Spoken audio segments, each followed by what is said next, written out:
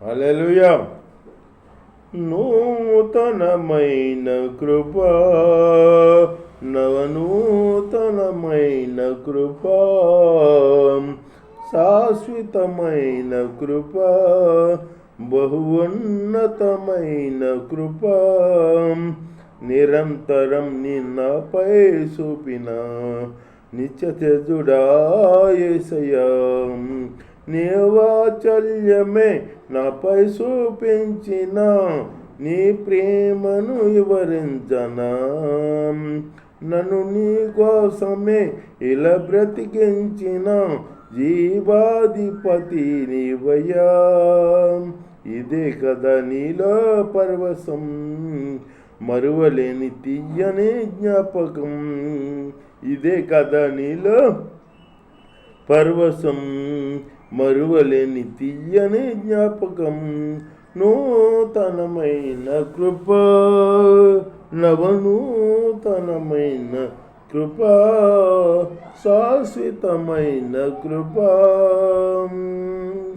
బహున్నతమైన కృప.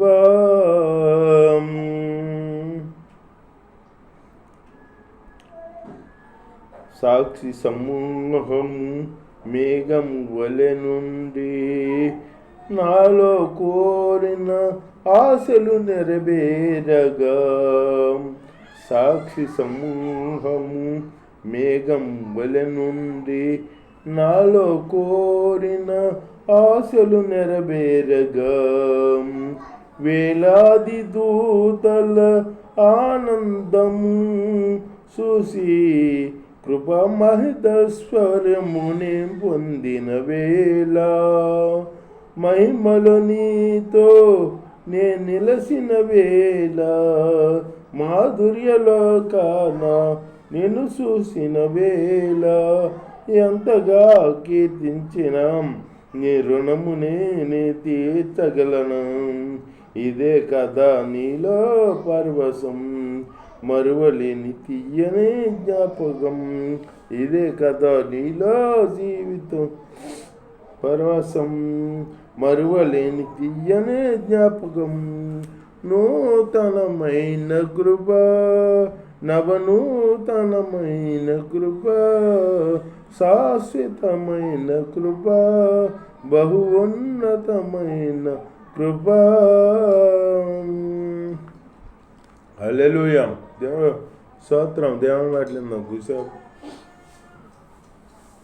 దావీదు జీవించున్నంతకాలం దావీదుకి అందరూ శత్రువులే.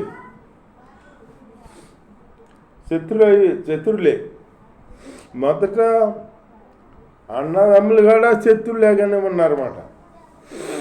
తల్లిదండ్రి కొడుకులేగా చూడాల, ఒక శత్రువులాగా చూశారన్నమాట. శత్రువులాగా చూశారు. చూస్తే ఎవరట్లా చూడండి, కానీ దేవుడు ఉన్నాడు, మనల్ని చూసే దేవుడు. నన్ను మీరు చిన్న చూపు చూస్తున్నారు అనుకుంటాం. మనుషులు చిన్న చూపు చూస్తే దేవుడు ఉన్నాడు, మనం చూసే దేవుడు. మనల్ని ఉన్నతమైన శిఖరాలు ఎక్కిస్తాడనమాట. దేవుణ్ణి నమ్ముకున్నామనుకో, దేవుణ్ణి ఆరాధించుకున్నామనుకో, దేవుణ్ణి ఆరాధించుకుంటూ ఉండేవాడంట ఆ దావీదు. ఎప్పుడు ఎందుకు పనికిరాని వాడురా అని చెప్పి తండ్రి గొర్రెలు కొని అరణ్యలోకి పంపించేస్తే దావీదు ఊరికే ఉండక ఆ గొర్రెలు అక్కడ తోలి సితారాచుకుని దేవుని పాటలు పాడుకుంటూ ఉండేవాడంట. దేవుని ఆరాధించుకుంటూ ఉండేవాడంట. దేవుని గణపరుచుకుంటూ ఉండేవాడంట. దేవుని మహింపరుచుకుంటూ ఉండేవాడంట. దేవుడితో సాంగత్యం చేసుకుంటూ ఉండేవాడంట. అది దేవుడు చూశాడు. దేవుడు యథార్థమంతుల్ని చూస్తాడు. ఆయనందు భయభక్తులు కలిగి ఉన్న వాళ్ళని చూస్తాడు. ఆయనందు భయభక్తులు కలిగి ఉన్నాడు దావీదు. అందుకే దేవుడు చూశాడనమాట. అన్నదమ్ములు శత్రులుగా ఉన్నా, తల్లిదండ్రులు శత్రులుగా ఉన్నా, అయిన వాళ్ళు ఇక్కడ మామ శత్రువు, మామే సభులు, మరి మామే కదా పిల్లనిచ్చిన మామ, ఆయన శత్రువు అయిపోయాడు.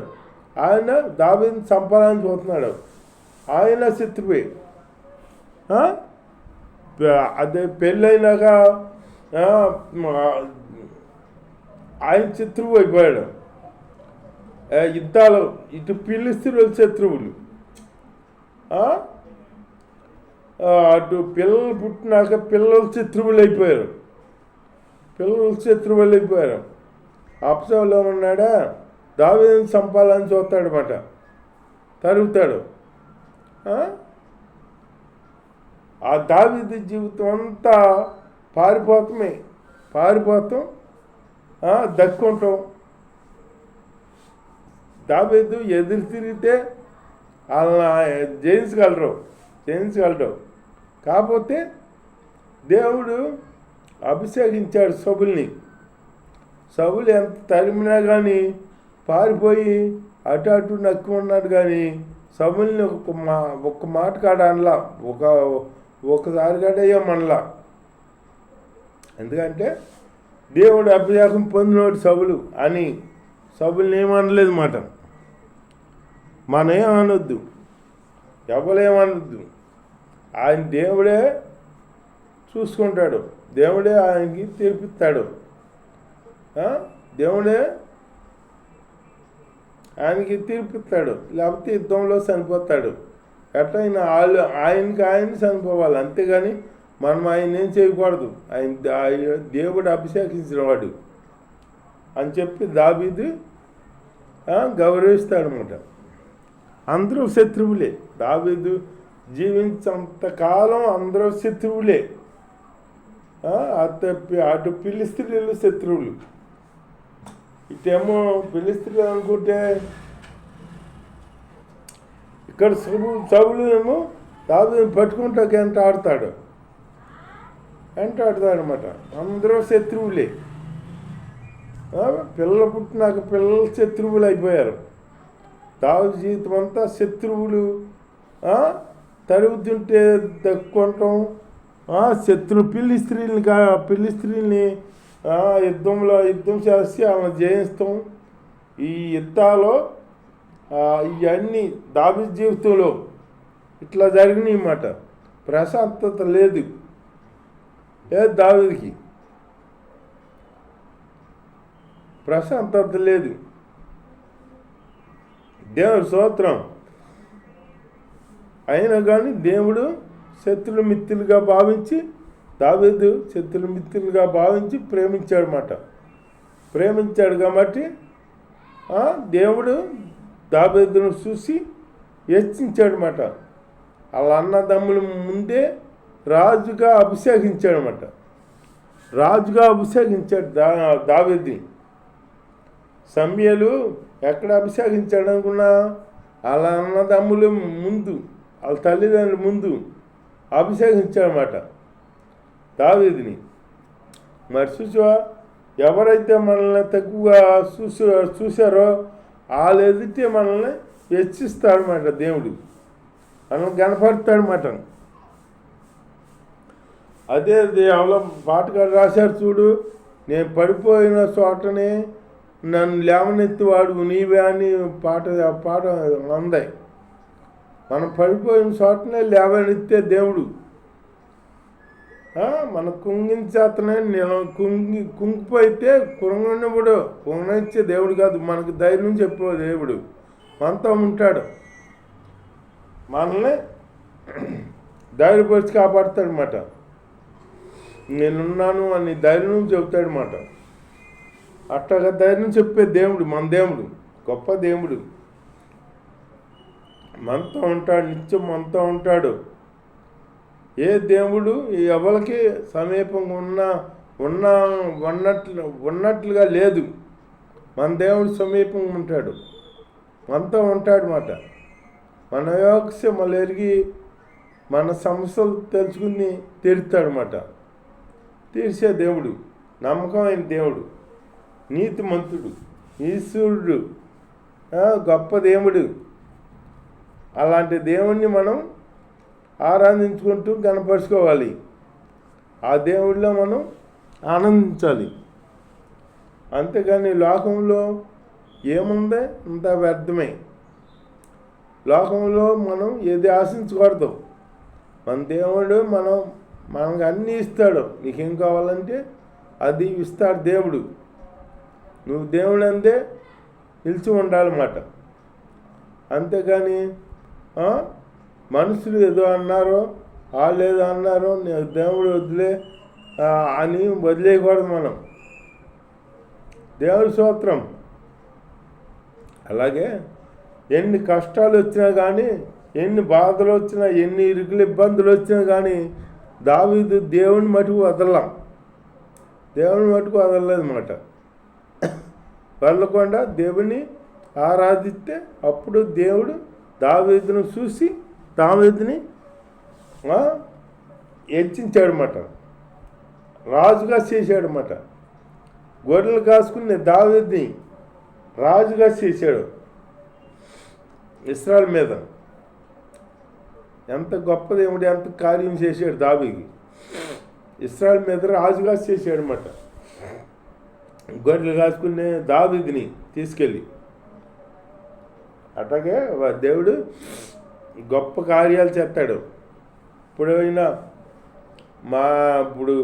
మన బిడ్డలు ఉన్నారనుకో, బిడ్డలు చదువులో తోడుగా ఉండి ఆయన మనం భయభక్తులు కలిగి ఉన్నామనుకో, మన బిడ్డలను కాడ ఇచ్చేస్తాడు. ఆయన చదువులు తోడుగుండి ఒక ఉన్నతమైన స్థానాల్లో నిలుపుతాడు, ఒక ఉన్నతమైన ఉద్యోగాల్లో పెడతాడనమాట. మనం ఊహించిన కార్యాలు చేస్తాడు. ఈ ఉద్యోగం వస్తుందని మా అబ్బాయికి నేను అనుకోలేదు అంటారు ఒక్కొక్కరు. అట్లాగే ఊహించిన కార్యాలు చేస్తాడు దేవుడు, గొప్ప కార్యాలు చేస్తాడు. నువ్వు దేవుడిని నమ్ముతూ కావాలి, నమ్మాలి. మనస్ఫూర్తిగా నమ్మామనుకో, ఆయన ఆరాధించుకుంటూ ఆయనతోనే ఉన్నానుకో, నిన్ను సమృద్ధిగా దీవిస్తాడు దేవుడు. అంతేగాని మనం లోకంలో ఉండి లోక పనుల్లో పడి ఏ సాళ్ళే మనం బతుకుతూ మనం సాళ్ళే, మనకు దేవుడు ఎందుకు, అయ్యి ఎందుకు, ఇవి ఎందుకు అనుకున్నామనుకో, నీ బ్రతుకు అసలు ఎందుకు పనికిరాదు, వ్యర్థం. నువ్వు దేవుడిని వెంబడించుకున్నావనుకో, నీకు ప్రతిఫలం ఉంటుంది, నువ్వు ఆశీర్వదించబడతావు. నీ శత్రువులు ఎదుటే నీకు భోజనం పెట్టే దేవుడు మన శత్రువుల మీద మనకు జయమెత్తాడనమాట. అలాంటి గొప్ప దేవుడు మన దేవుడు యేసయ్య. యేసయ్య అంటే ఆసమాసి దేవుడు అనుకోమాక, మనతో ఉండి మనల్ని దీవించే దేవుడు. ఆయన నమ్మాలి. నమ్ముట నీ వల్ల అయితే నమ్మవారికి సమస్తం సాధ్యమని నువ్వు నమ్మావనుకో, దేవుడు నిన్ను గుర్తించాడనుకో, నువ్వు మంచిగా భక్తి చేస్తున్నావని గుర్తించాడనుకో, దేవుడు నమ్మకంగా ఉన్నావు నువ్వు అని గుర్తించాడనుకో, నిన్ను ఎంతగానో దీవిస్తాడు దేవుడు. ఇక్కడ దీవిస్తాడనమాట. మనం నమ్మకంగా ఉండాలి, దేవుళ్ళు నమ్మకంగా జీవించాలన్నమాట. దేవుడిని గణపరుచుకుంటూ ఆరాధించుకుంటూ ఆయనలో జీవించాలన్నమాట. అంతేగాని లోకంలో అంతా వ్యర్థం, పాపం. లోకంలోకి వెళ్ళకూడదు. లోకంలో మనం అసలు వాళ్ళ లోకం జోలికి వెళ్ళకూడదు. రక్షణ పొందిన వాళ్ళు అట్లా అసలు వెళ్ళకూడదు. దేవుని అంతే భయభక్తులు కలిగి దేవుడి కార్యాలు చేసుకుంటూ దేవుణ్ణి గణపరుచుకుంటూ జీవించాలన్నమాట. అలాంటి జీవితం దేవుని అందు మనం కలిగి ఉండాలి. కలిగి ఉంటే దేవుడు మన అందు గొప్ప గొప్ప కార్యాలు చేస్తాడనమాట. మనందే కాదు, మన బిడ్డల కాడ దీపిస్తాడు. మనం చేసిన భక్తి మనతోటే పాదం. మన బిడ్డల తరాల కాడ దీవిస్తాడు దేవుడు. ఇప్పుడు దావీదు చేసిన భక్తి వాళ్ళ బిడ్డల కాడ ఉందా, వాళ్ళ బిడ్డల కాడ దీవించాడు. అలాగే మన దేవుడు దీవించే దేవుడు యొక్క దీవించుగాక.